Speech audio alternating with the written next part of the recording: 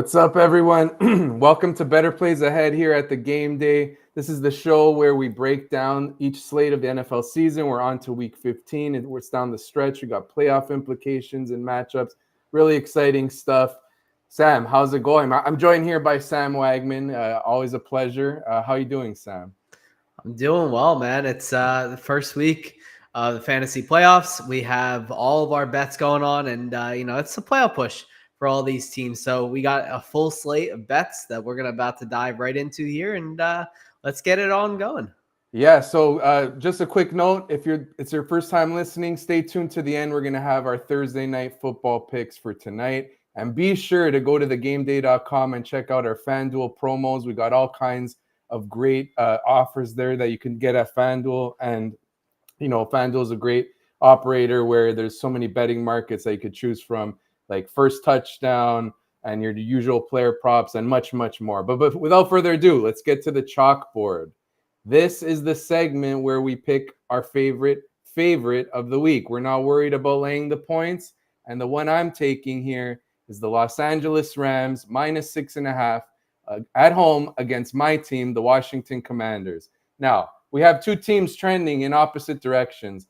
The Rams are playing quite well lately. Matthew Stafford looks good. He's finding Cooper Kupp and Puka Nacua. The offense is much more balanced with Kyren Williams back in the fold. They almost beat the Ravens on the road. They lost in overtime. That's a really impressive loss, if you ask me. And they're at home now in a game that they need to win because they're right in the mix of the NFC wildcard race, taking on a Commanders team that is just basically playing out the year. I don't expect Ron Rivera to return next season. Sam Howell's starting to not look as good. The offense looks sloppy. They've been blown out in consecutive games against Miami and Dallas. I think the Rams roll in this one. Stafford is going to pick apart one of the worst pass defenses in the NFL in the Commanders. And it wouldn't shock me to see Los Angeles win this one in a blowout. What are you thinking, Sam? Yeah, I absolutely really like this play as well. To me, Stafford has been one of the best quarterbacks in the league over the past couple of weeks. Like you said, he absolutely picked apart the Ravens defense in the pouring rain last week, something which really nobody expected at all. And then obviously they dismantled Cleveland's defense the week before as well. And he's been on an absolute tear throwing the football. Puka Nacua gets one of the best matchups that you could possibly get as a wide receiver going up against the Commanders, who have surrendered the most points to perimeter receivers this week. And then Cooper Kupp should obviously have a good matchup inside as well. But on the defensive front, I mean, I'm salivating thinking about Aaron Donald going against this Washington Commanders, defense or offensive line there, and Howell, who's taken the most sacks in the NFL. This could be an absolute blowout. It wouldn't shock me, and they're at SoFi Stadium as well. So, it's a home game for the Rams. Washington has to travel cross country. And I just, I don't see a lot of outs for the Commanders in this game. So I do like you going with this as your chalky play there. Yeah, I like how you brought up that Stafford, hey, he's done this against tough defenses, the Ravens and the Browns. And, the fact that we're getting this below the key number of 7, so all we need is the Rams to win by a touchdown, makes me love it even more. Glad you're on board. Moving on to the trap. It's a trap. This is where we identify a game that we think, hey, everyone's going to think to be on one side, but really we're going to recommend the opposite. So, Sam, you're heading to Arizona in the 49ers and Cardinals game. I am. And, look, if we travel back a couple months to when these two teams met for the first time this season, at Levi Stadium in San Francisco, the Cardinals would have covered that spread as well. I believe that spread was 13.5. I'm not quite sure off the top of my head, but they lost 35-16, but it wasn't because the Cardinals fell behind way early and came back. They really kind of were close throughout that entire game, and then it was 28-16. Game was pretty much salted away. San Francisco just drove down the field and just put up more points on the board just because they could. So Arizona didn't cover that game, but going back to home, that's a wholly different thing for the Cardinals. They averaged 23.2 points at home. Compared to much less on the road. Kyler Murray is back. Obviously, that game was Josh Dobbs. Kyler Murray has been playing well, just well enough that, I think he can easily get a cover in this game. And honestly, with 64% of the bets on San Francisco, but 55% of the money on the Cardinals, I think this is setting up really well for the Cardinals to kind of, just sneak in a cover here. They don't have to do much. Lose by 10 points, lose by 8 points. But, 12.5 is a lot of points to cover, especially in a game where, San Francisco might be looking ahead, as they look to end the season, on a high note. They should probably look past Arizona, who stands no threat to anybody. Realistically, I don't see the 49ers trying too hard in this one. And I could definitely see a backdoor cover for the Cardinals in this game. Yeah, earlier in the week, I was looking at this game and maybe like, do I take the 49ers? This Cardinals team is a mess, but I'm glad I did not pull the trigger. I love your sales pitch there. And the line when I was looking at it was minus 13.5. It's moved down. So this speaks even more highly of your recommendation here. Hey, it's the NFL. It's a divisional game. 12.5 points on the road is a lot to lay. And like you said, Arizona plays their best football at home. I'm with you there. Moving on to the betting board, this is where we lay out our other favorite picks of the week. This includes player props as well. I'm going to start us off by going back to the Bills at home, minus 2.5 against the Cowboys. I took the Bills last week at Arrowhead Stadium, and my reasons for going with them once again are pretty similar. I really like how Buffalo is playing with new play caller Joe Brady. He's getting James Cook more involved in the offense, especially in the passing game. He's just a better play caller in my eyes. And Buffalo, as I mentioned last week, they're better than their 7-6 record.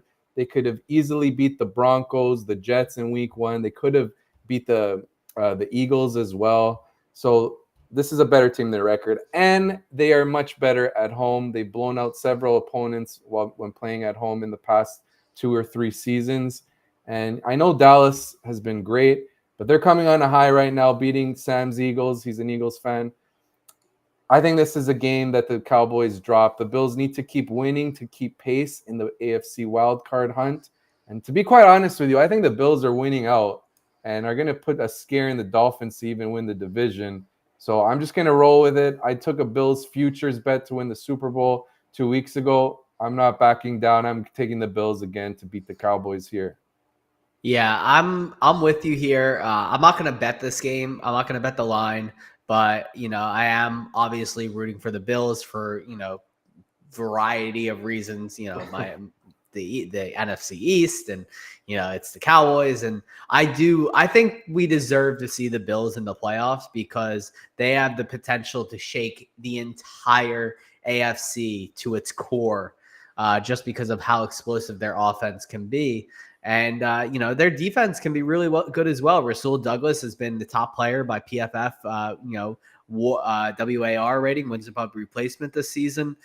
He's been a huge addition to that defense. That's a tool they could use to cover, CeeDee Lamb when really nobody else has been able to this year.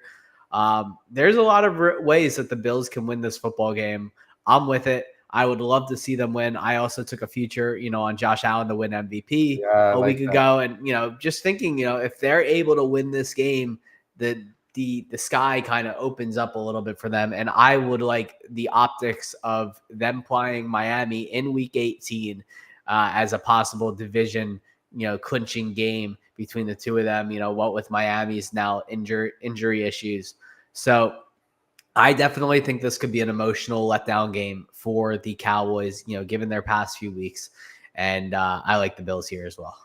Yeah, wouldn't that be something if in week 18 that decides the AFC East? That just speaks to how much of a roller coaster the NFL season really is. Like, we've been thinking for weeks that Miami has had this division in the bag. So, yeah, it would be absolutely shocking. And nobody's thought the Bills were a legitimate playoff team for a month plus now. So, yeah, it's crazy. And Miami's got, after this game against the Jets, they play the Cowboys and the Ravens. So, like, it could definitely happen. Yeah. And that could definitely be another reason here that the Cowboys could view, this could be an emotional letdown because the Cowboys could be looking ahead to that Miami game, which, realistically is just as important as this game, but that game could have more significance given the record difference there. So definitely would love to see the Bills come away with this game. Right. Should be an interesting matchup nonetheless. Moving on to your betting board pick. You're looking at a Broncos receiver who's really made fantasy football players happy. He's been one of the biggest steals in fantasy drafts. He's been quite consistent. Tell us about Courtland Sutton. Yeah, and you were able to get Courtland Sutton, off the board in round 10, round 9, round 10 of your drafts this year. But, from a betting perspective, he's been great. And, obviously his hot stretch has coincided with the Broncos' winning streak, 6 wins in their last 7 games there. And the key consistency has been Russell Wilson going deep to Courtland Sutton, and he's hit this over 21.5 longest reception. He's hit it in each of his last 7 games, and before that, it was kind of hit and miss. He was 2-4 in the 6 games before. So I'm really interested to see what Sutton can do in this game. Obviously, the Lions are a team that you can beat through the air. They're allowing 12.8% of their throws are allowing a 20-plus yard air yard pass attempt downfield. Russell Wilson, obviously one of the best deep ball throwers of this generation of quarterbacks. And that's just Sutton's MO right now, is to go deep. And for Wilson, to toss one up to him in the end zone. Doesn't care if the percentage of possible completion is low or not. He's throwing it up to Sutton because that's what Sutton does best, is he catches those contested balls. And, look, I expect this game to be a barn burner on both sides. The Lions have been really good at home. The Broncos have been sneakily good on the road, and we're in a dome. So there's all the reason for this to be able to be hit here. So I'm taking Sutton over 21.5 longest completion. And I think we're going to go for 8 straight here. Love that. Love that. He's a deep threat. Like you said, the matchup is good. We have a comment in the chat. Thank you, Antonio, for participating that way. He says he has Sutton but hasn't used him once. Hey, that speaks highly to your team. You must have a stacked fantasy team because Sutton's been quite consistent. But like the pick, Sam, moving on to mine, it's another Saturday game. I'm going Joe Mixon under 59.5 rushing yards. I even like it at 56.5 or if it goes lower. And it's just because the Vikings defense quietly has been very good at defending the run. Since week 2, 9 out of 10 running backs have stayed under 59.5 rushing yards against the Vikings. In fact, only 3 of those running backs went over 50 yards, and only 5 of them went over 40 yards. And this includes running backs like Bijan Robinson, he had 51. Christian McCaffrey, he had 45. Alvin Kamara, he had 42. Josh Jacobs just had 34. Aaron Jones, when he faced him, had 29. The point is, this run defense is very good, and this game could be low scoring. The total is quite low at around, I think, 39. And we've seen Joe Mixon be inefficient in the past quite often throughout his career. I think the Vikings defense that is playing great under defensive coordinator Brian Flores really stymies this Bengals rush attack and holds Joe Mixon in check. Yeah, I wanted to stay away from this because I wanted to take this over or this under when it first released as well, but I was pretty dismayed that it dropped at under 60. I was hoping to get it around 63, 64. And that's where I was looking to target it at. That's where I would have, pulled the trigger. But where it's at is too low for me. Also, I think the Bengals are going to roll, as we'll see with my next pick. But Mixon's been really inefficient this year. I could definitely see a world where this hits. My feeling is that the Bengals are going to get up early and they're going to force the Vikings to play from behind. So I think Mixon's just going to get a ton of opportunities, which, is probably going to send this over just by attrition at that point. Cause if he gets 20 carries, this is kind of, just over, and, it's no fault, but he's averaging 3.8 yards per attempt.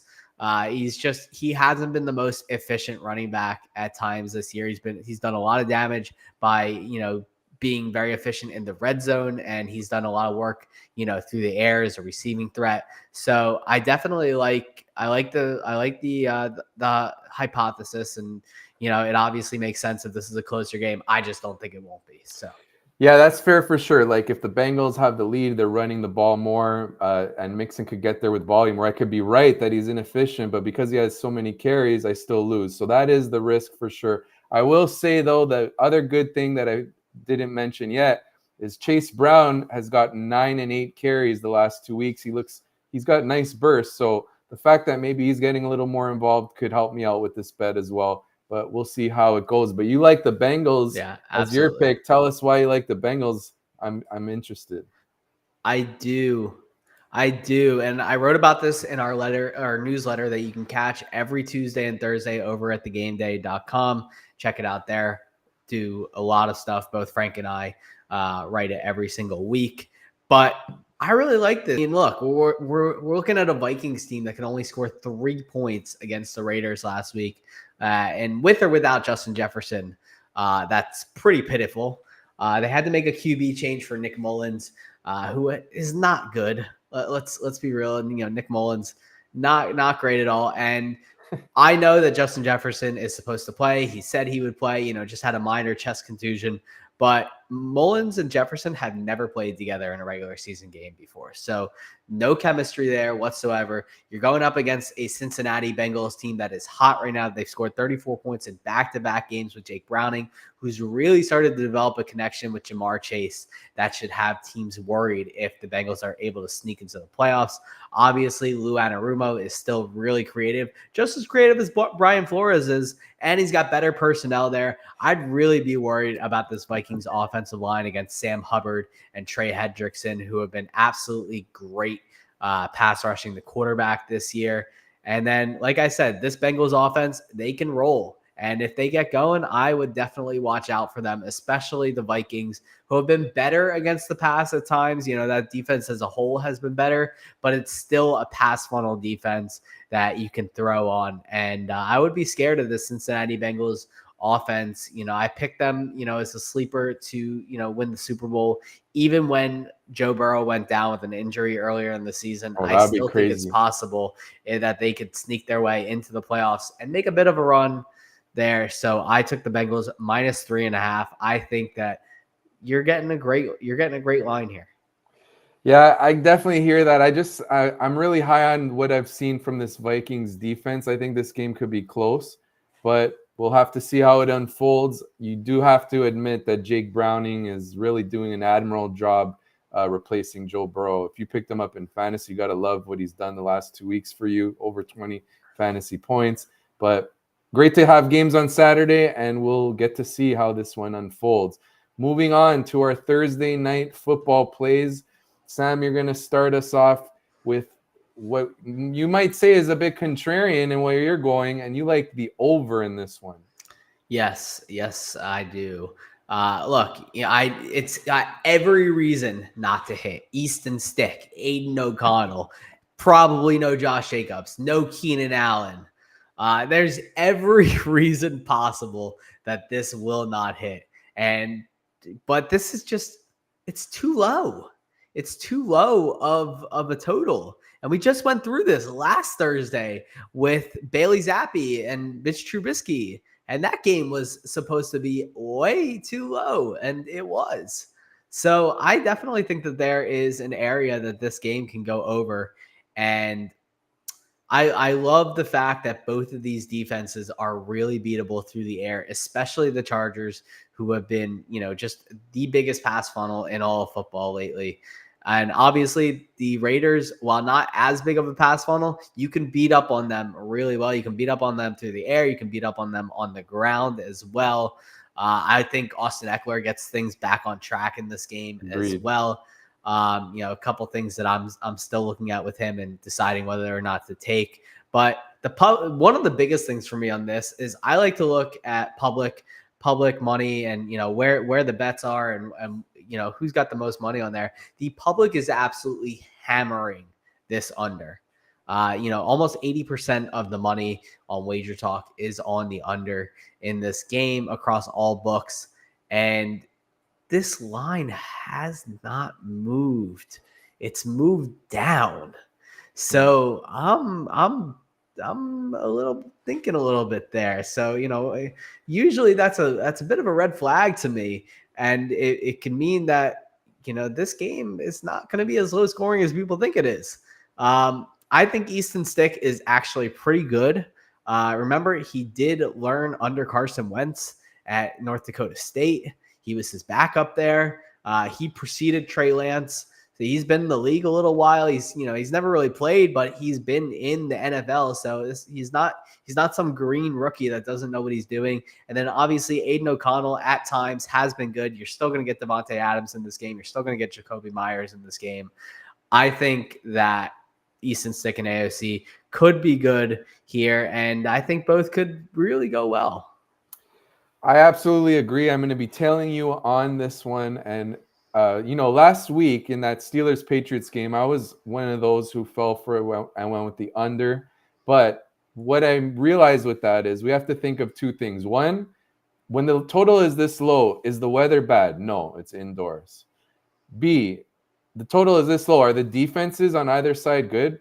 No, they're not. So really, it's only this low because Keenan Allen, Justin Herbert, and Josh Jacobs are out. Now, that's a valid reason for a low total or lower than usual and what this game would be with fully healthy teams on both sides.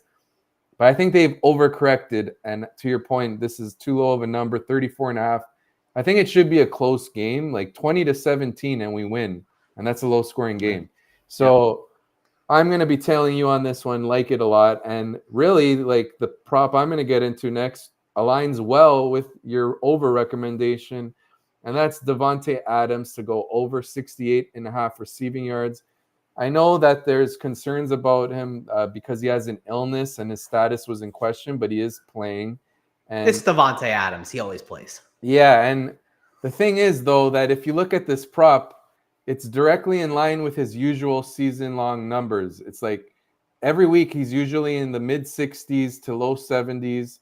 Don't you think the market would have adjusted if they knew that, like, if they had a projection thinking that Adams would maybe be a little limited because of the illness? I think they would have, but it's not. It's still in the mid-60s, and it's a great matchup against the Chargers, who, they allow over 174 receiving yards per game to wideouts, which ranks 28th in the NFL. And Adams gets a lot of volume. He's gotten at least 10 targets in 3 of his last 4 games, and his average target depth is 11 or greater in each of those games. So what that means is when he's being thrown the ball, it's not like it's really close to the line of scrimmage. It's further downfield, which helps us hit this receiving yards prop. I'm high on Adams tonight. I think he'll comfortably get over this number, and give me Devontae Adams over 68.5. Yeah, I like it. I definitely think that he should be able to go over this number. Look, the Chargers run or pass defense is not good. He's going to be going against a combination of Asante Samuel Jr. there, and also I'm blanking. I think Dean Leonard is the other guy on the opposite end for the Chargers. Both of them have been, a little bit below average this year. So I'm rooting for Devontae Adams there. I hope that he gets his due because he obviously deserves it at this point.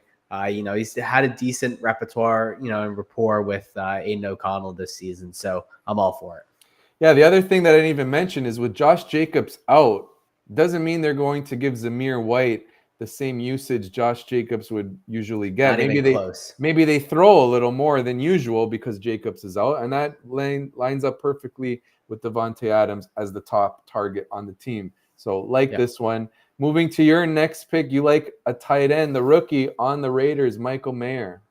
I do, and I've taken this bet. Like this has become one of my favorite prop bets to take is Michael Mayer because he just routinely goes undervalued in this case. And in games where he's played 65% or more of the snaps, because the first 4 or 5 games he really didn't play that much, so it skews a lot of the the season long totals for him. He's 6-3 going over 19 yards. And I grabbed this at 18.5 yards. So that extra yard could mean all the difference for you. I personally still like this at 19.5. I like it up to 21 or up to 20.5. So I would definitely still take it at 19.5 there. 12 different tight ends have surpassed 19 yards against the Chargers in 2023. They have been one of the teams that really struggles against the tight end position. And Mayer can realistically hit this in one catch. His yards per catch is 12 this season. He's had a handful of 20-yard catches down the field. He's a real big middle of the field option for Aiden O'Connell and a safety blanket for him. And realistically, without Josh Jacobs in the lineup, I think they are going to look more to throwing the ball here. So I think this lines up perfectly with what Mayer can do.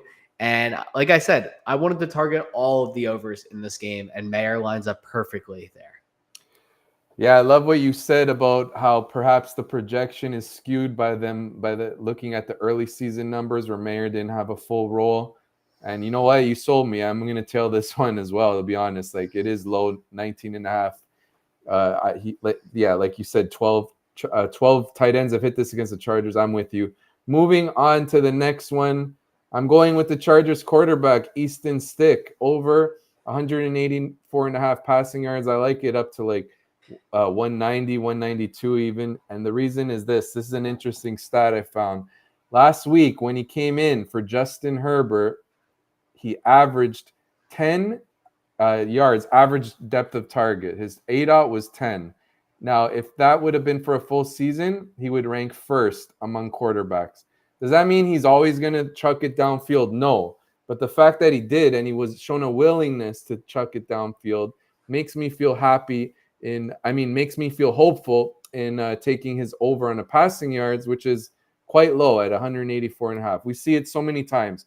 Just meaningless garbage time stats where teams just keep airing it out, even though the game's way out of reach. That can help me hit this prop. Even like right before halftime, if there's so many ways you can hit over passing yards on a quarterback, especially when it's sub 200 like we have here, that it makes me feel confident taking the over. Now, another thing is when Easton Stick came in for Herbert last week, he came in like the second quarter, midway through the second quarter, and he threw for like 175 yards. So it's not like this Raiders pass defense is much to fear. Should be a close game. I'm with it. I think Stick gets to 200, to be honest. Yeah, I'm a little bit more wary of this one only because Stick was one of the worst quarterbacks last week from a, analytical, and his, CPOE was near the bottom and everything else. And I'm worried that he does, the fact that he doesn't have Keenan Allen in this game. But he could get there. I just think this game will have to be more in favor of the Raiders for him to get there. I don't think he gets there like on a normal game script. Like if they only lose by 3 points, I don't think he gets there. So I do think that, things will have to go a little bit wonky, but this is the Chargers. They do like to charger things up. So wouldn't shock me. Definitely wouldn't shock me, but it does fall in line with my last pick for this slate. And I ended up taking Gerald Everett to go over 29.5 receiving yards. And this kind of surprised me that it was only at 29, because he's gone over this in his last 3 games in a row. So I really like Everett to go over this here. Without Keenan Allen in the mix, you obviously need more targets to go around. Josh Palmer is returning. Yes. Quentin Johnston could step up for things. Yes. But Donald Parham is dealing with a shoulder injury. That takes another tight end out of the mix. And Everett's targets per route run the last 2 weeks has been good as well. His targets numbers have been up as well. His targets per route run has been 24 and 23% over the last 2 weeks. His target numbers have been, 16% and 23%. So both of those are great numbers here. And I really think that he could definitely get here. And I think he makes sense as Easton Stick's safety blanket target in this game without Keenan Allen there. He runs a lot of underneath and, short routes there. Could definitely see him, breaking one for 15 yards and making things a lot easier on himself. Yeah, and plus he's great after the catch, Gerald Everett. You see him make some plays like that. I've seen it quite often. And an interesting stat, last week Everett had 8 targets, and I believe 5 of them came from Easton Stick. Yeah. So to your point of Everett acting as Stick's safety valve, I could definitely see that. Like this one a lot as well. So that wraps up our plays for the week here at Better Plays Ahead at the Game Day. Be sure to check myself and Sam out on all social platforms. You can see the clips posted there. You could check my rankings, which are currently 4th overall in Fantasy Pros for fantasy football. It's at thegameday.com, along with other betting content there. And Sam, tell the audience what you got working on. Yeah, you can always find all of my content over at the Game Day as well. My matchups to exploit, everything else, all over at thegameday.com. And then obviously, we want you to check out the fantasy football newsletter, Back Office Buzz, that comes out twice a week on Tuesdays and Thursdays. And again, don't forget to check out FanDuel for all of your betting needs. And you can find all of the promotions over at thegameday.com. Yeah, so thank you for listening. Good luck in your bets. If you're playing fantasy football, hopefully you advance to the